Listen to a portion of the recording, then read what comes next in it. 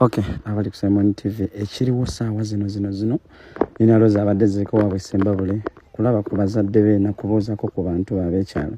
Jjukira nina lozi yesimbyewo eno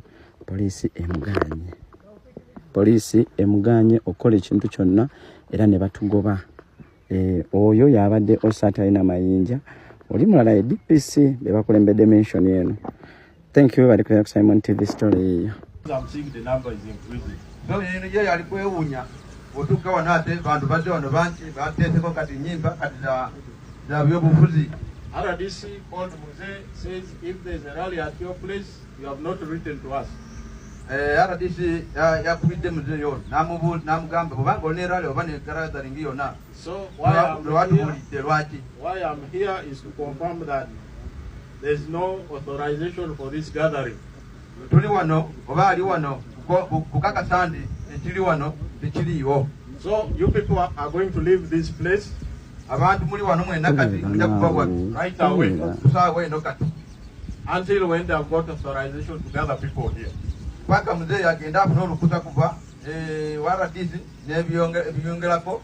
If it is a family meeting, let Muse get a few elders, they enter in the sitting room, they go and meet. Bobanga bino bya family mwana kujja kulaba bakatebe mzee ne family ye bagende mu nyumba. The rest of you have come from other places, leave this place immediately before we use.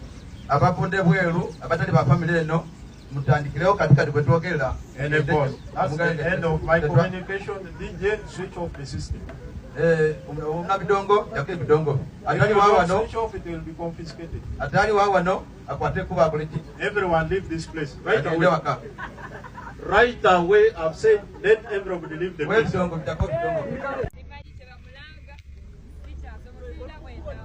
Tambula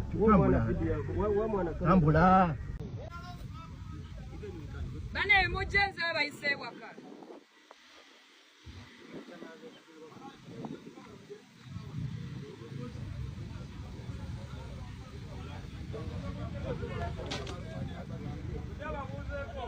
Ujeba buze ko sekidese wano.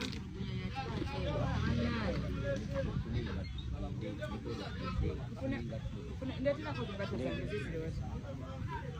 Kanzije. Nina. Yamba lufune boda tugende. Switch off the system and park the music. I'm saying switch off and park it. If not, it will be confiscated. Officer, make sure everyone leave the environment. Let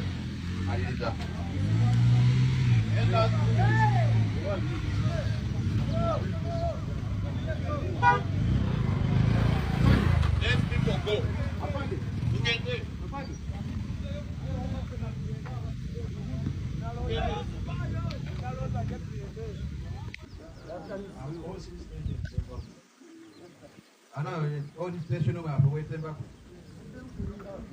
When I came here, Jose told me.